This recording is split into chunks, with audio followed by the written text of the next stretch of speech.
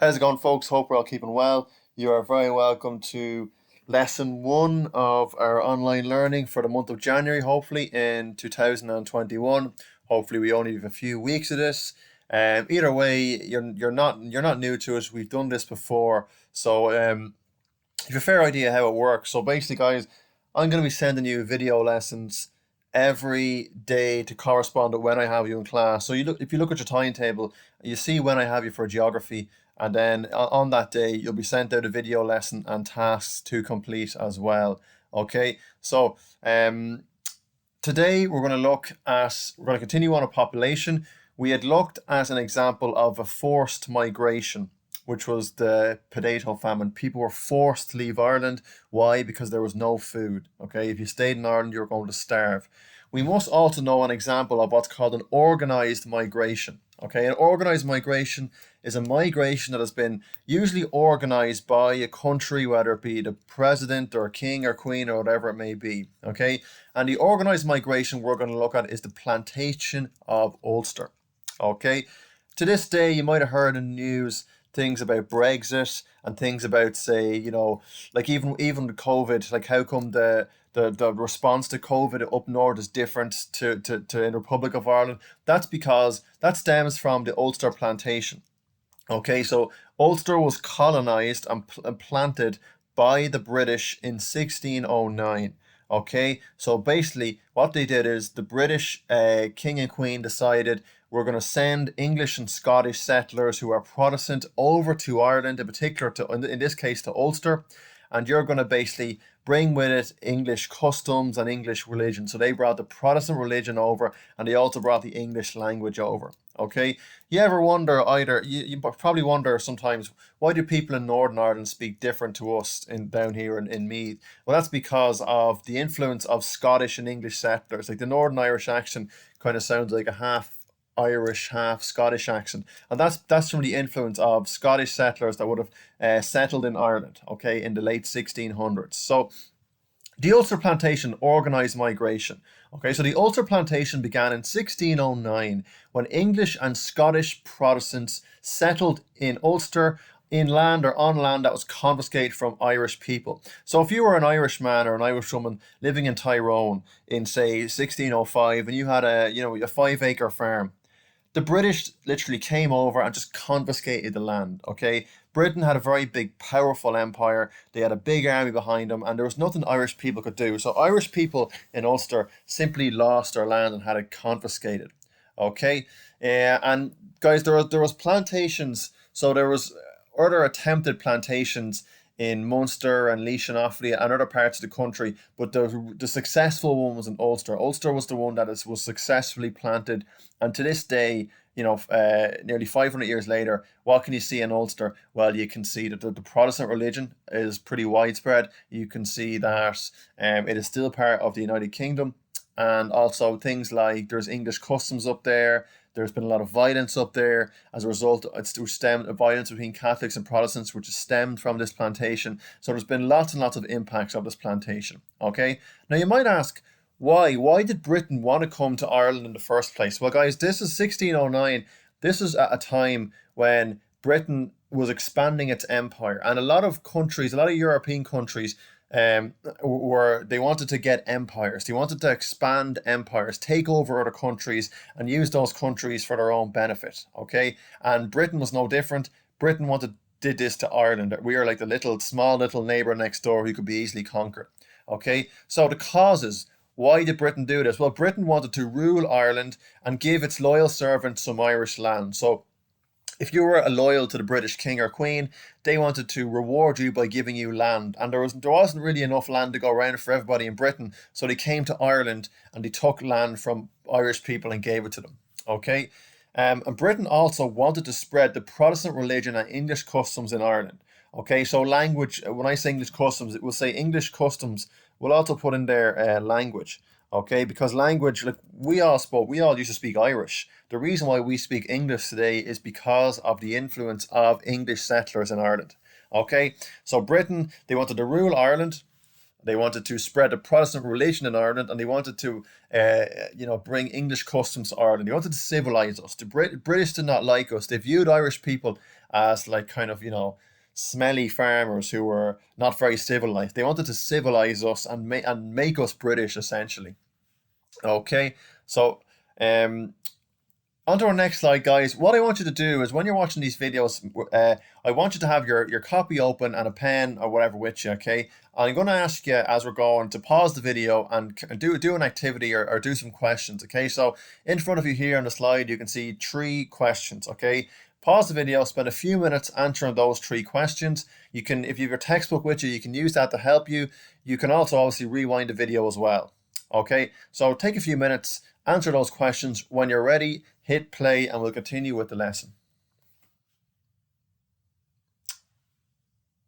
Okay, so moving on. What were the impacts or causes of the Ulster Plantation? Well, it's a bit of a recap. Why did the English come to Ulster in the first place? Well, they wanted to take control of Ireland. That was just a popular thing for countries to do at the time, to control other countries. They also wanted to give loyal English and Scottish servants land, and there was loads of land in Ireland. Now, was this land free, or were they paying for this land? They were not paying for this land. This land was simply confiscated. Remember the example we used? If you were a person living in Tyrone, you could easily have your land simply just taken from you by the British. Okay? Also, the British wanted to spread British and English customs, such as religion, language in Ireland, and then to kind of try and civilize us a bit. Okay? What were the impacts or consequences? Okay, well, the English kind of they kind of modernized Ireland a little bit. Okay, so they built brand new towns such as Coleraine and Derry. Okay, and you'll notice today Derry, the British, if the British people call Derry Londonderry. Okay, and the reason why they call it Londonderry is because when they built Derry, lots and lots of, I suppose, tradesmen and industries from London were brought over in Derry, okay, to provide like a bit of industry in Derry. So today the British still call Derry Londonderry, whereas Irish people call it Derry. If you look up here, guys, you can see, look, sign from Northern Ireland. It says Londonderry, but somebody has graffitied over the London, so it just says Derry now. Okay. What else? What are the other impacts? Well, I have consequences here, but this slide, these aren't really bad things. Okay, so they built new towns such as Coleraine and Derry. Okay, you'd say fair enough, that's a good thing. Okay, the English and Scottish settlers brought new farming practices. So England was quite a modern, progressive country. Ireland was a very new we were quite a new old country, and we were still kind of behind the rest of the world. Okay, in a lot of things, farming was a big thing. So the British brought English and Scottish settlers. They brought new farming practices and new farming methods to make farming more productive and make farming better. Okay, now they brought these new farming methods, but they kind of most of the food they produced, they sent back to Britain. It wasn't as if the food they're producing was being given to Irish people. Okay. Third impact or consequences: English became the first language in most of the country. Okay. So again, we used to speak Irish. All right. We no longer speak Irish because of things like the plantations. So we were planted, and again, the Irish language was slowly but surely rooted out, and English became the first language. English customs, culture, and traditions were brought in. So lots of old Irish traditions like Cayley dancing, kind of Irish music, they were kind of pushed over to one side, and English customs were brought in. Okay, so English holidays, English, I suppose, English music, English art, English poetry, all these things that people in the 1600s liked, they were brought in and they replaced Irish things.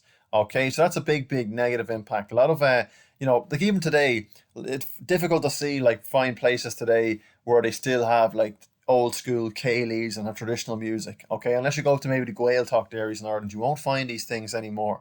Okay, other consequences. The Protestant and Presbyterian religions were introduced into Ulster.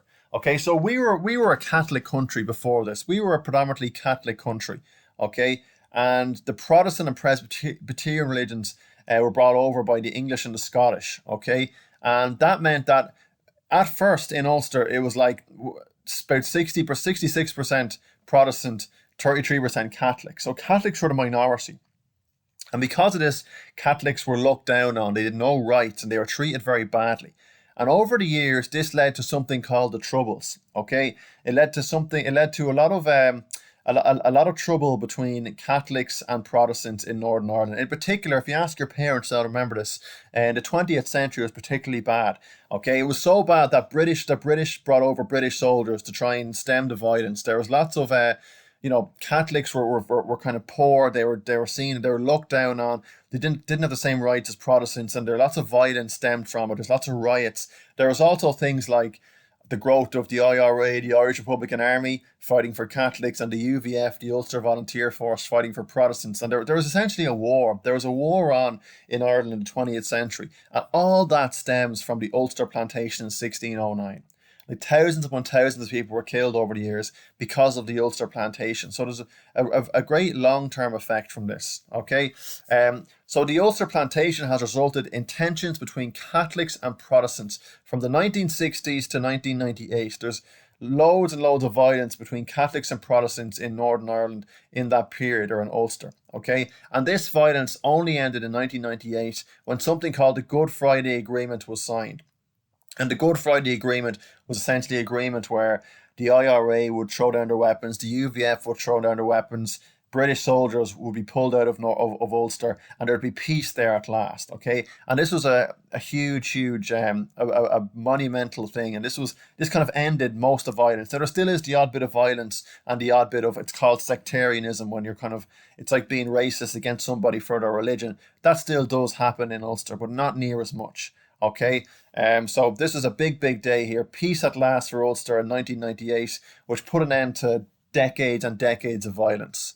Okay, so guys, final slide here. I've got your questions that I want you to do. Essentially, this is your homework. Okay, so question 1: explain 3 impacts of the Ulster Plantation. So explain these. Okay, so what are 3 impacts? So because of the Ulster Plantation, what are 3 impacts of this? Okay.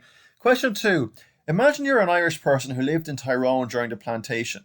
Write a paragraph explaining how life is different since the plantation occurred and give 3 differences. So, for example, imagine you lived in Tyrone in 1600, okay, and you're a farmer and you own land and maybe you speak Irish and you're a Catholic, okay. How has your life changed in the space of maybe 10 or 20 years during the plantation? What has happened to your land? What's happened to your language? What's happened to, say, your religion? What's happened to, say, your pastimes, like, ceilidh dancing, music? What's happened to those things because the British came in?